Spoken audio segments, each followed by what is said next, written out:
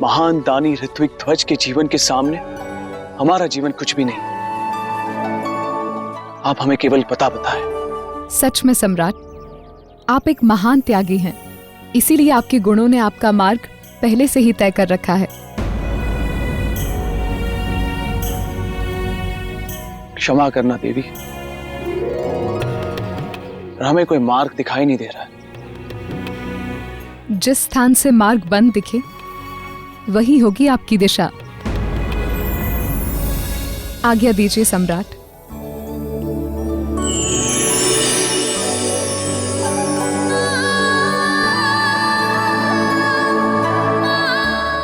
वाह वाह वाह वाह वाह वाह वाह वाह, मजा आ गया, आनंद आ गया, मन प्रसन्न हो गया।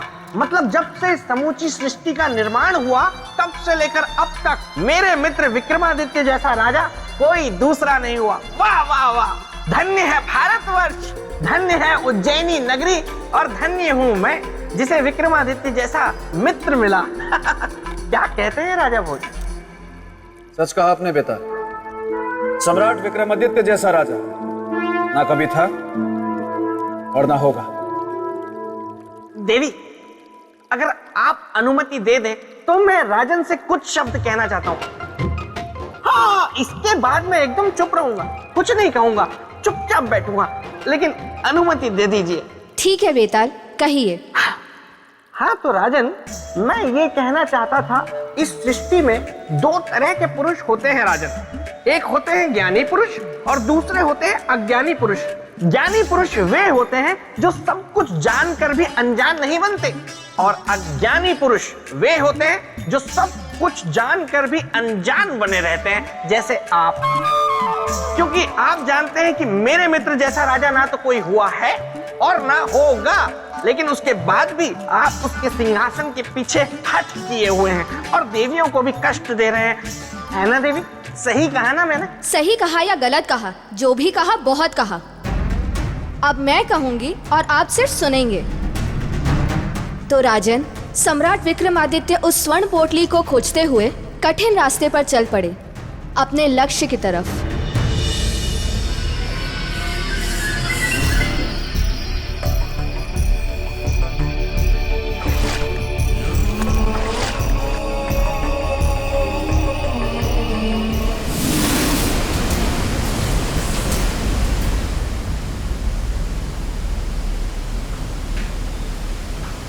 कहाँ जाए हम?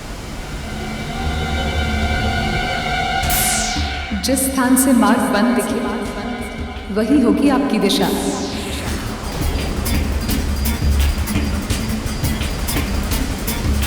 किंतु उस देवी के अनुसार जहां मार्ग दिखना बंद हो जाए वही हमारी दिशा है। इसका मतलब स्वर्ण पोटली प्राप्त करने का असली मार्ग इसी झरने के भीतर है।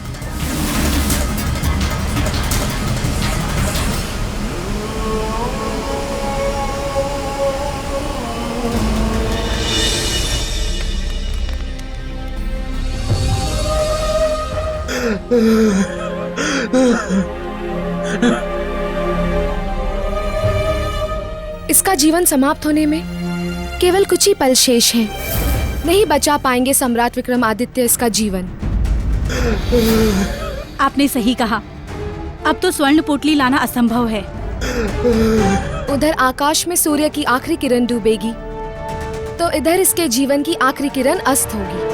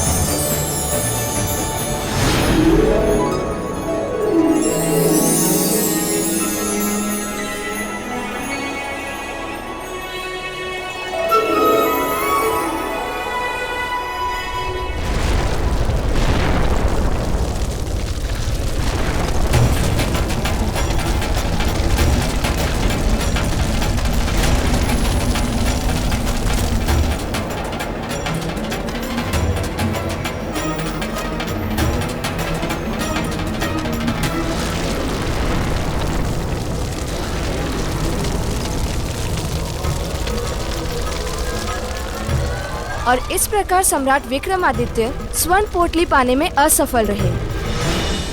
राजन, क्या आप बता सकते हैं कि सम्राट विक्रमादित्य से क्या चूक हुई?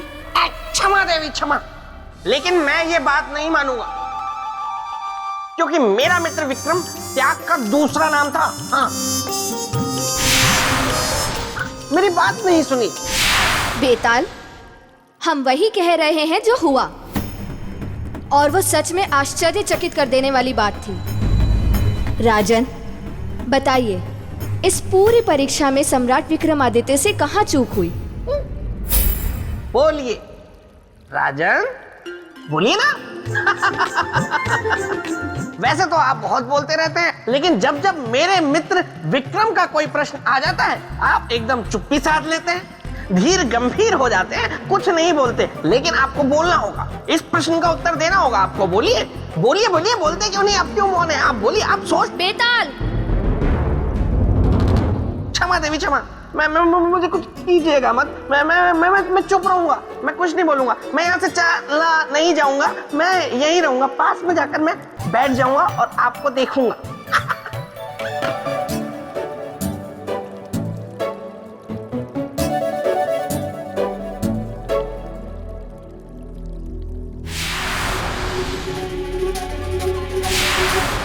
जवाब दीजिए राजन।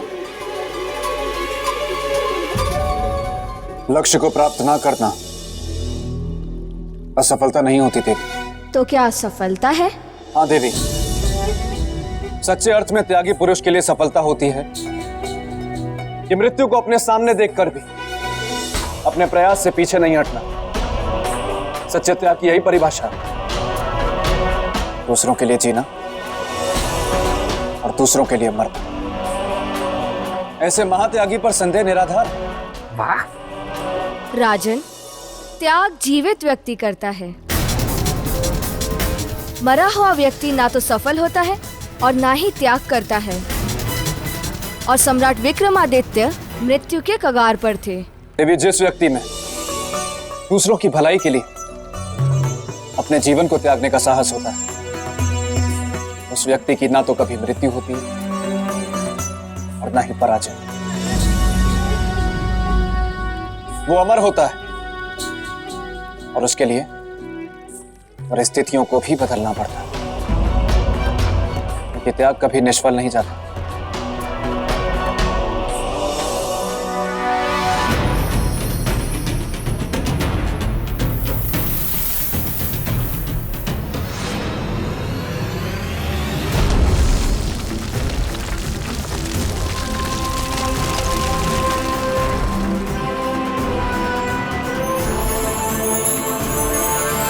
अब हमारा संकल्प पूरा हुआ, पहुंच गए स्वर्ण पोटली के पास। अब हमारे मित्र को बचा लेंगे हम।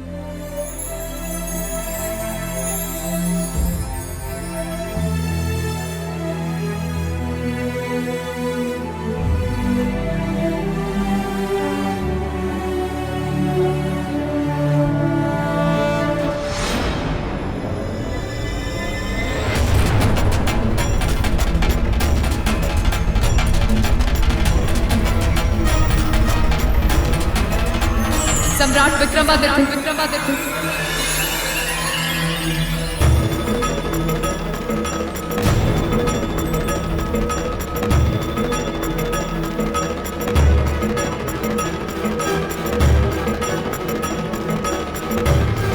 देवी आप? हाँ, मैं यक्षलोक की राजकुमारी यक्षिनी हूं। सम्राट, इस पोटली को वापस रख दीजिए,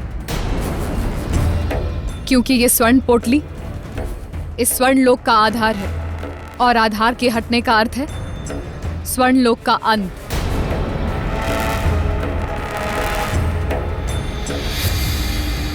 क्षमा करना देवी, परंतु ये स्वर्ण पोटली हम आपको वापस नहीं कर सकते, क्योंकि ये किसी के जीवन का आधार है, और इसे वापस करने का अर्थ है उसके जीवन का अंत। किसके? हमारे मित्र मित्र? ऋत्विक ध्वज। स्वर्ण पोटली से जीवन की रक्षा?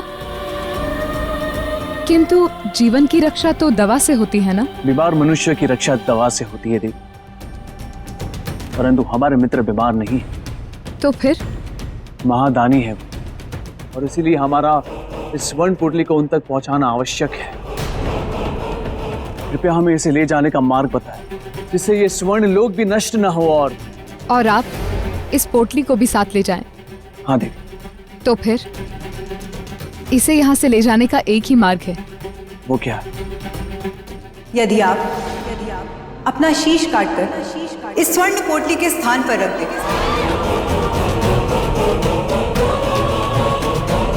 अर्थात जिस प्रकार शरीर के लिए शीश महत्वपूर्ण होता है, उसी प्रकार इस स्वर्ण लोक के लिए यह स्वर्ण पोटली महत्वपूर्ण है। यदि आप ऐसा कर पाएं तो स्वर्ण पोटली आप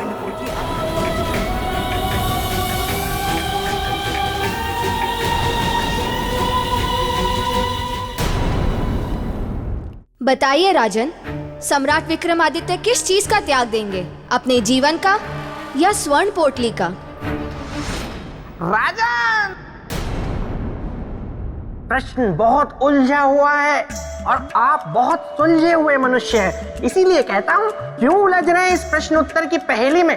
छोड़ दीजिए सब, कह दीजिए देवी से कि मैं इस प्रश्न का उत्तर नहीं दूंगा, मैं जा रहा हूँ अपने राज्य, मुझे और भी बहुत कार्य है। सोचिए राजन, जब आप अपने राज दरबार में पहुंचेंगे तो वहां आपका कैसा भव्य स्वागत होगा। आप पर पुष्प वर्षा होगी, आपकी आरती उतारी जाएगी राजन, आरती। और फिर विरह गीत भी गाए जाएंगे, मंगल गीत गाए जाएंगे। राजा भोज पधारो राजा भोज, अखियां तरस गई दर्शन को। राजा भोज पधारो राजा भोज, अखियां तरस गई दर्शन को। क्षमा देवी क्षमा, मैं भावनाओं में बह गया, इसलिए ये कह गया। बेताल, अब अगर आप चाहते हैं कि आपकी आवाज हमेशा के लिए कौवे जैसी ना रहे तो आप एकदम शांत रहेंगे। जी देवी। तो राजन बताइए, सम्राट विक्रमादित्य किसका त्याग देंगे? जीवन का या स्वर्ण पोटली का? निश्चित रूप से उन्होंने अपना जीवन त्यागा होगा। इतने विश्वास से आप कैसे कह सकते हैं कि उन्होंने अपना जीवन ही त्यागा होगा? आपकी इस बात का आधार क्या है? निस्वार्थ त्याग, किसी और के जीवन को बचाने की उनकी इच्छा, धर्म और वचन को निभाने का संकल्प, और ये केवल वही कर सकता है जो जानता हो कि अमरता और मोक्ष केवल सच्चे त्याग से ही प्राप्त होता है। ठीक है देवी, हम स्वर्ण लोक की सुरक्षा के लिए और अपने मित्र ऋत्विक ध्वज के जीवन को बचाने के लिए अपने प्राणों का त्याग करने के लिए तैयार हैं।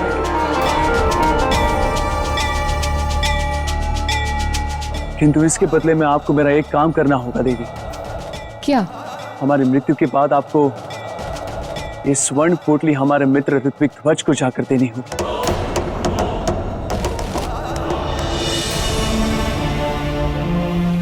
अवश्य।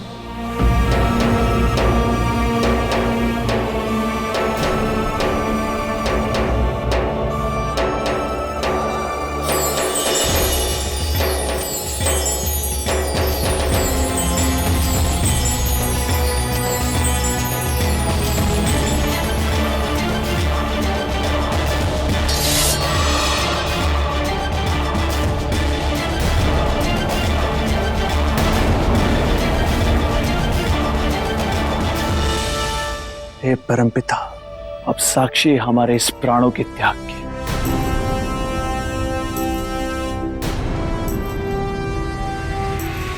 ठहरिए राजन, ठहरिए राजन।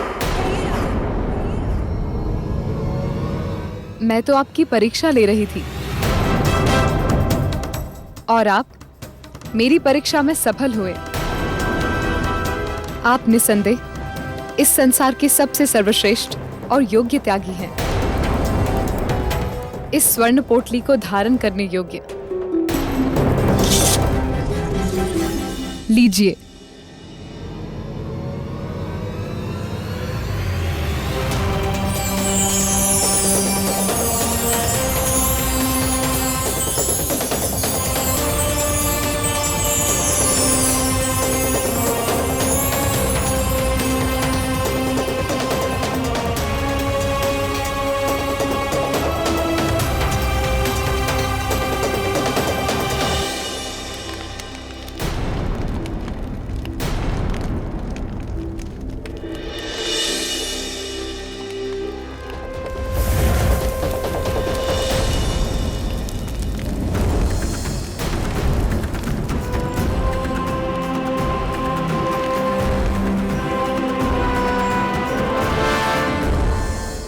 आंखें खोलो मित्र।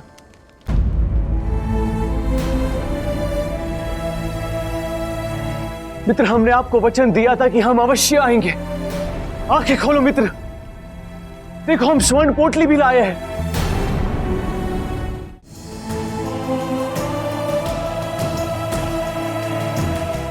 देखिए मित्र, उठिए,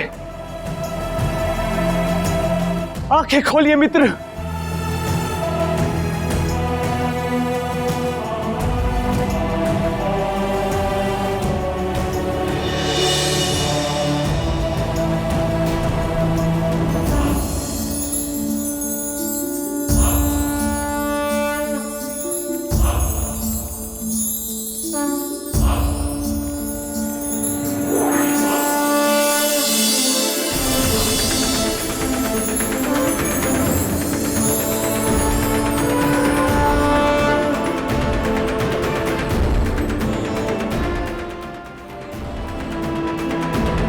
मित्र,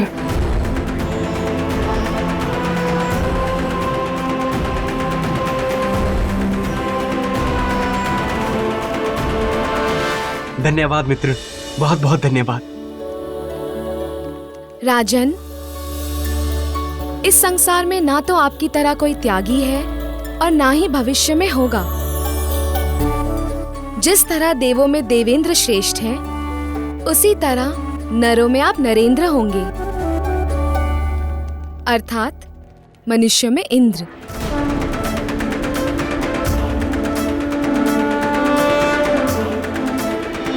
तो ऐसे थे हमारे सम्राट विक्रमादित्य।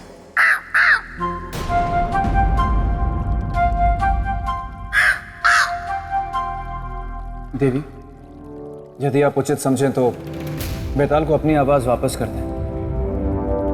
ये सही कह रहे हैं।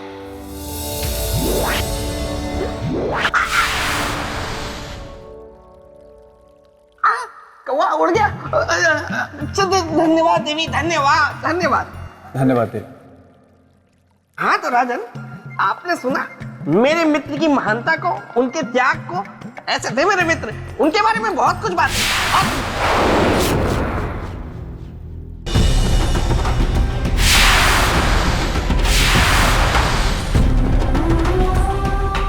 इसलिए इस सिंहासन को धारण करने के लिए सम्राट विक्रमादित्य के समान त्याग का होना आवश्यक है। अब स्वयं को परखिए और बताइए, क्या आप में उनके समान त्याग का गुण है? देवी, स्वयं अपने गुणों का बखान तो मूर्ख करते हैं, बुद्धिमान नहीं। बुद्धिमान अपने गुणों को सिद्ध करते हैं अपने कर्मों से, अपनी बातों से नहीं।